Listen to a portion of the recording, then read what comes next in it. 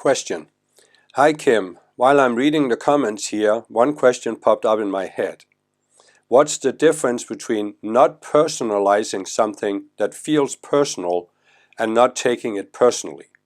Dr. Ramani was talking about not personalizing a narcissist's behavior versus not taking it personally. She stated in her YouTube video, I'm asking you to do something that feels impossible, but it's very possible. One big question is, how can we achieve depersonalization of something personal? Okay, so yes, I understand that that can be confusing. So how to best approach it? Well, let's talk about ego, because however you define ego, a very basic fundamental aspect of ego is that to the ego everything is personal. Everything that happens to you. Basically you can say, if you're completely identified with your ego, you are the center of the universe. Everything, this entire universe, all these billions of galaxies, you're the center and everything revolves around you. Now you probably don't really think about the universe, but you're thinking you have a personal sphere of influence that affects you. And you are the center of that. Everything that happens here is related to you.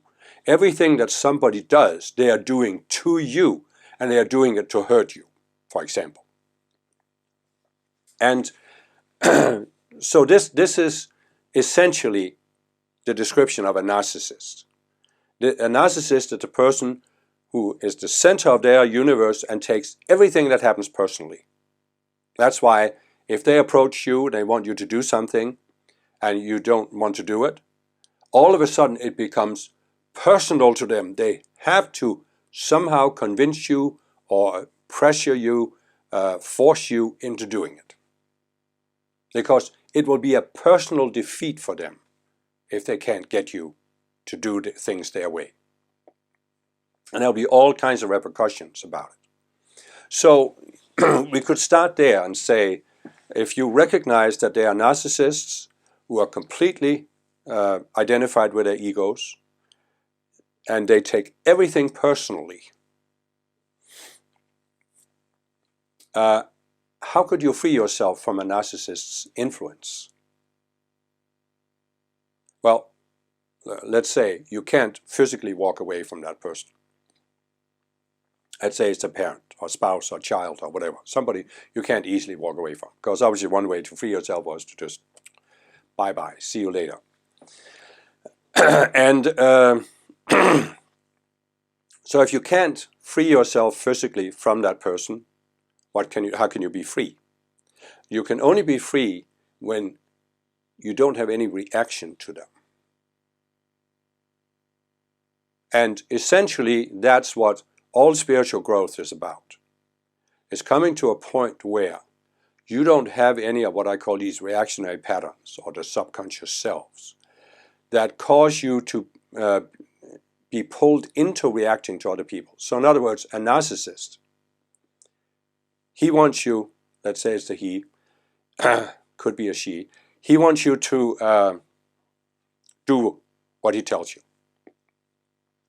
How can he make you do it? He doesn't have the physical power, but psychologically, how can he make you do what he wants you to do? Well, only if you have something in your mind, a subconscious self as I call it, that causes you to feel you have to do it. So the narcissist has this structure in his mind that makes him want to manipulate you. And he's reaching, psychologically speaking, into your subconscious mind to try and find something in there that he can use to manipulate you into doing what he wants. And it can be many things. It can be a sense of obligation, a sense of guilt, it can be a fear of repercussions, whatever it may be. But there's something in you that causes you to take what the narcissist says and feel that you have to react to it. And why are you feeling you have to react to it? Because you take it personally. You make it personal. So the narcissist takes everything personally, and he can only manipulate people by making them take what he's doing personally. So that it refers, you're referring it to yourself. It relates to you somehow. He's putting a guilt trip on you, and you feel that you should feel guilty and therefore do it, so you can get away from feeling guilty. But what if you looked at the narcissist and had no reaction? How could you achieve that?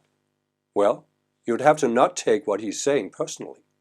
And how could you achieve that? Only by looking at your subconscious mind, identifying that subconscious self that's making you take it personally.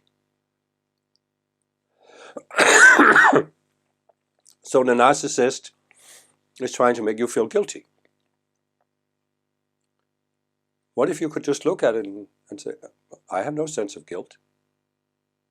You have nothing in me. I have no reaction to this. Why should I do what you say? In other words, you're not taking it personally anymore. You had that subconscious self and made you take it personally. Now you have seen the subconscious self. You've seen the belief behind it. You've let that subconscious self die. And now it's not personal for you. Whatever he does or says, you don't take it personally. He still takes it personally. He'll still be angry with you. He'll still scream and yell at you. But if you just stand there and say, what are you doing, man? It's not going to affect you. And I think that's what it means with a difference between not personalizing something that feels personal. Well, it feels personal because what the narcissist is directing at you is that you should care about him. You should love your mother or your father, for example. And so therefore there's an accusation that you are not a good person if you don't love the narcissist.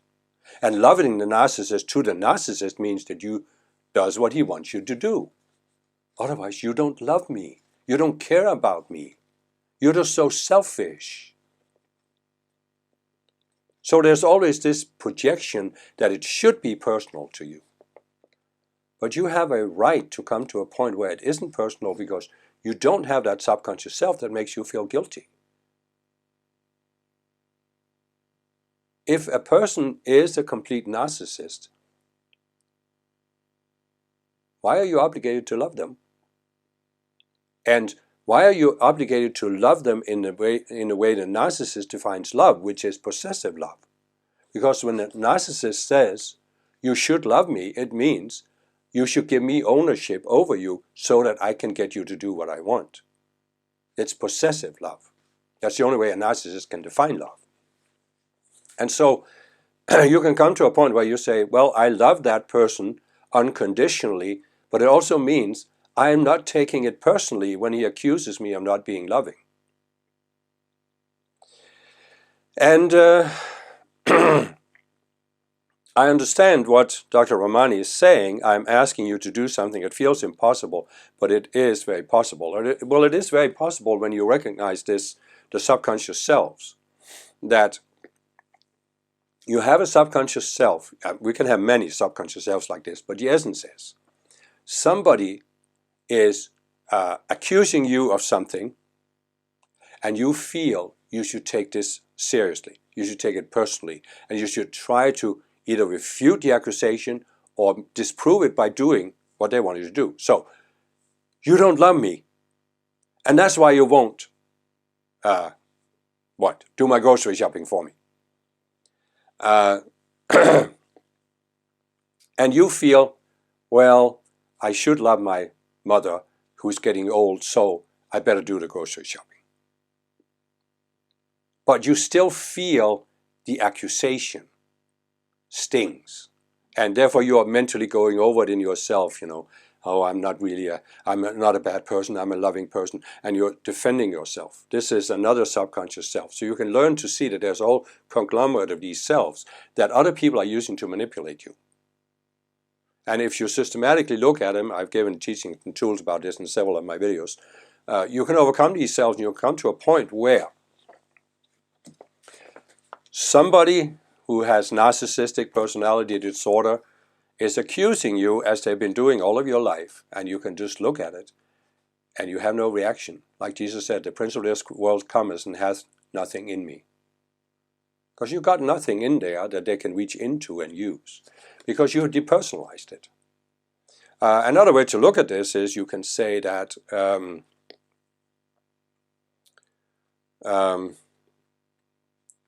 for a narcissist, everything is personal. But it's not personal to you. See, this is where we often, I think, misunderstand narcissists and other very ego-based people. They will accuse you that you are not loving, you are not kind. But it's not about you. It's about them. The reason they're accusing you is not that there's anything, it has nothing to do with you. It's not that you are not loving. It's not a reflection on you. What a narcissist says, it's not a reflection on you, it's a reflection on them. Their screwed up psychology. If it wasn't you, they would accuse somebody else of the same thing if they didn't do what they want, and the narcissist wants. Because they're always projecting out. A narcissist is always projecting out. But what they are projecting is their own unresolved psychology. And therefore what I'm saying is, it's personal for them, and even though it's directed at you, it's not personal for you. They're not even seeing you. A narcissist is, quite frankly, not seeing you as a person. A narcissist is not seeing you as a human being.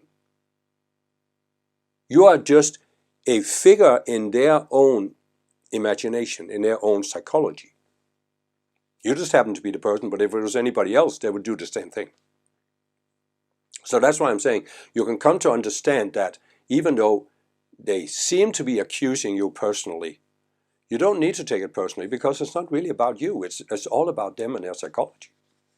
And I can help you depersonalize it, where you say, well, do I really need to react to this? Do I need to take this personally? Do I need to take it seriously? Does it have anything to do with me? Or are they just spouting off? I mean, if you are, I don't know if you've ever had this experience, but you can walk in a big city. New York is one example that comes to mind. And you can see people walking around on the street, they're just constantly talking to themselves, muttering to themselves. And sometimes they may even yell at you as you are walking by.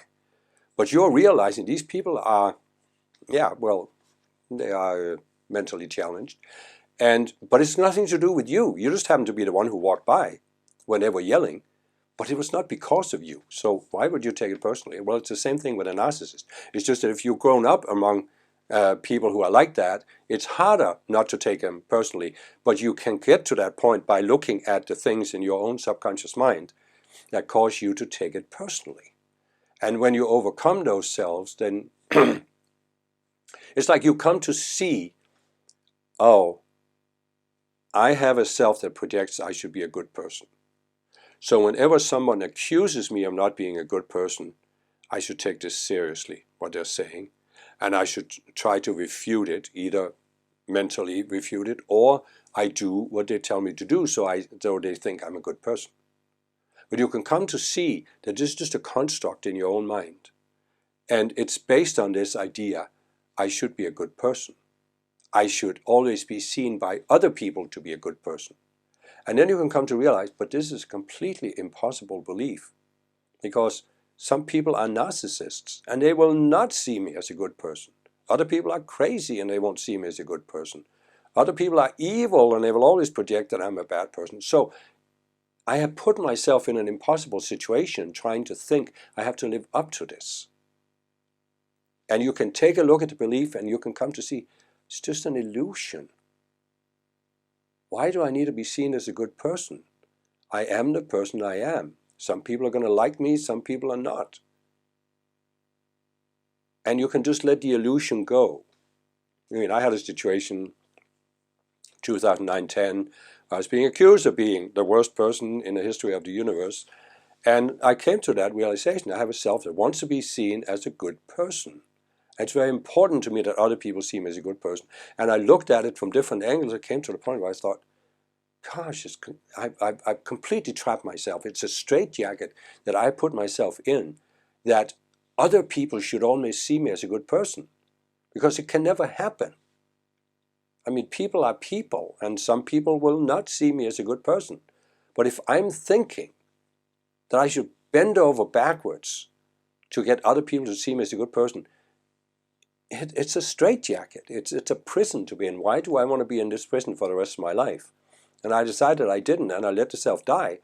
And all of a sudden, these people who were accusing me of all these things, it was just like water on a goose. It just passed right through me. There was nothing in me that they could grab a hold of.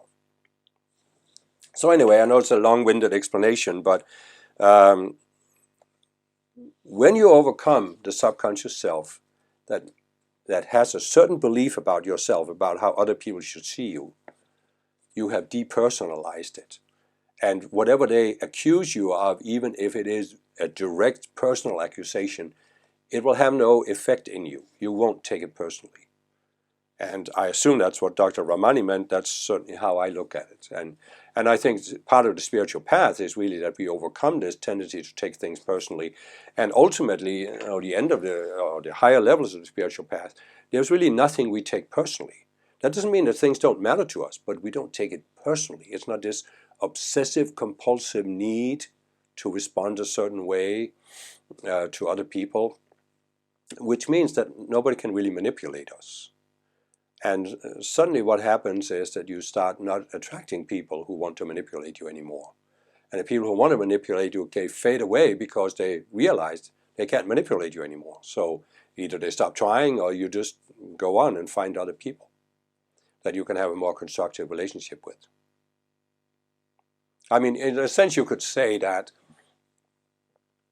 most human relationships are personal in the sense that people are trying to manipulate each other through their subconscious selves.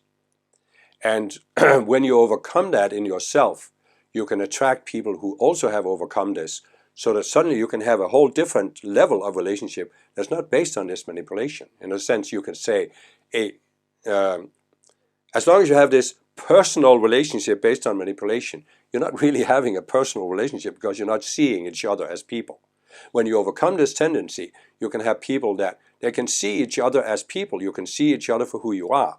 And therefore you can have a more deeply personal relationship, but you're not taking it personally, because you're not reacting through these outer selves.